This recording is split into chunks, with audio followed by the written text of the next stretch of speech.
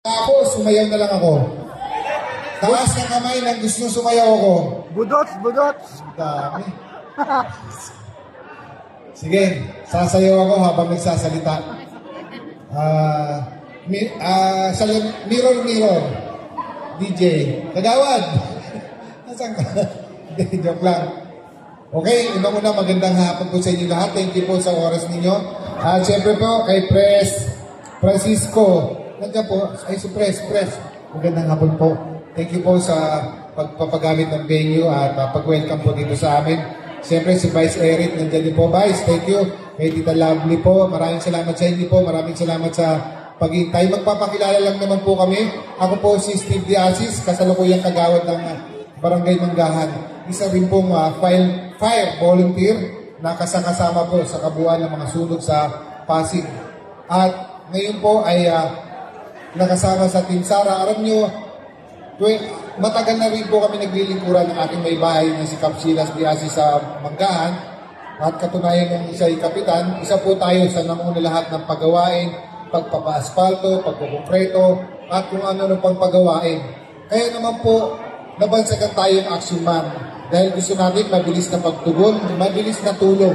Ganun po ang gawin natin ngayon sa Barangay Manggahan. And ngayon nga po na nakasama tayo sa Team Sara, isa lang din naman po ang gusto kong tiyakin na yung social services nga po na ipinagkatiwala sa atin ng committee na gusto ko pagdating ng araw, pagpunta natin sa center, ay may doktor. Pag niresetahan tayo, merong gamot. Ngayon, pag talagang kailangan natin ng malubakal ng kalagayan natin o kailangan natin mag-operation, undergo ng operation, dapat pagpunta sa hospital, meron pong doktor, hindi tayo mag-aantay. At pag naresetahan po tayo, hindi po tayo maghahanap ng pera para lumabas bumili ng gamot. Gusto po natin doon na sa loob mismo ng hospital. Yun po yung isa sa gusto natin na isulong talagang pagdating pa lang sa center, kumpleto na po sa hospital, ganun din po. At yun po ay naranasan natin lahat. Pangalawa, yung education. Nung ako po ay nag-aaral, sobrang pagsisikap ko dahil broken family po kami. Yan po naranasan ko mag-track and field player po ako sa elementary para may allowance ako. Nagtitinda ng pandesal para may pandagdag baon at pagkain.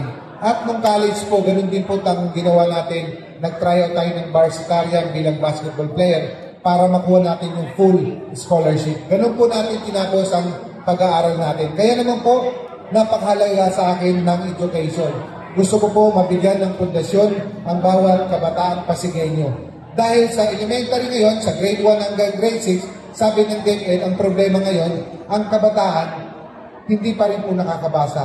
Makabasa man dahil nga po sa gadget.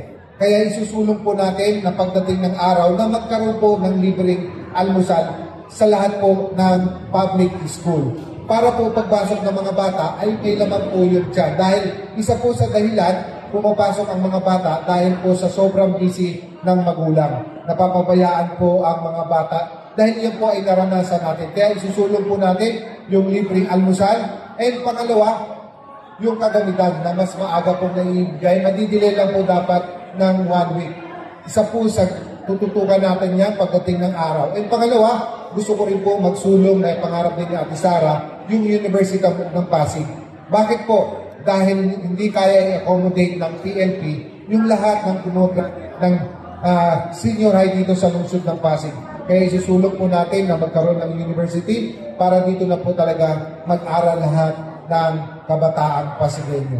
And pangatlo, yung peace in order na yun po ay ginawa natin sa aming barangay kung saan nag-deploy tayo ng mga nakaposting tanod at coordinated sa mga kapulisan na nagpapatrol 24/7. Katunayan nga yung nangyaring insidente, nakita niyo naman po sa viral, yun po yung dapat bawat kanto meron po mga nakaposting mga ating mga security force para po mas mabilis po responde at kahit pa paano yung mga bata ay may ilang po sa gagawin nilang.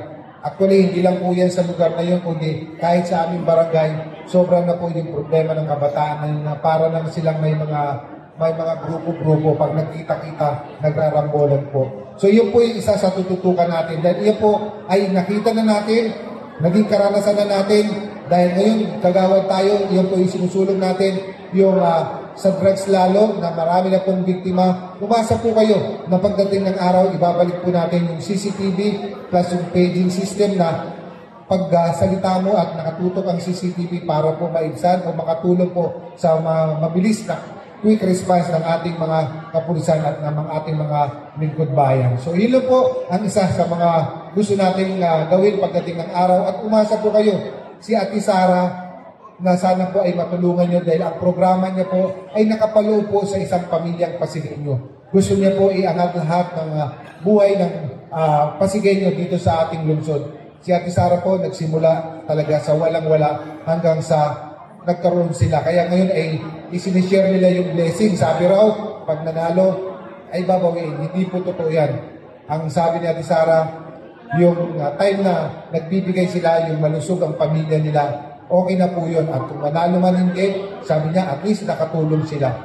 At ang lahat ng proyekto nila, hindi po dito sa lungsod ng Pasig. Dahil nung ako'y nagtatrabaho sa Redicon, isa rin po ako sa humawak sa national project nila. Talaga po yun ang expertise nila. Mga school, mga hospital, pagpapatayo. Kaya umasa po kayo na pag si Ate Sara ang muno sa ating lungsod, yun po yung tututukan natin at hindi po talaga babawiin ang lahat. So yun lang po. Maraming salamat. Sana po suportahan natin from Congressman Atty. Ian Sia, Vice Mayor Iyo Caroncho Bernardo at ang aming Mayor Ate Sara Diskaya. Siyempre po, 5 lang po ang konsyal, ang Fantastic 5. Unahin ko na po ang aming babae, si Konsyala Aramina, Konsyal Junjun Concepcion, Konsyal Kay de la Cruz, Konsyal Willie Sichar, at ang inyong pong lingkod, Steve De Asis po. Maraming salamat at God bless you.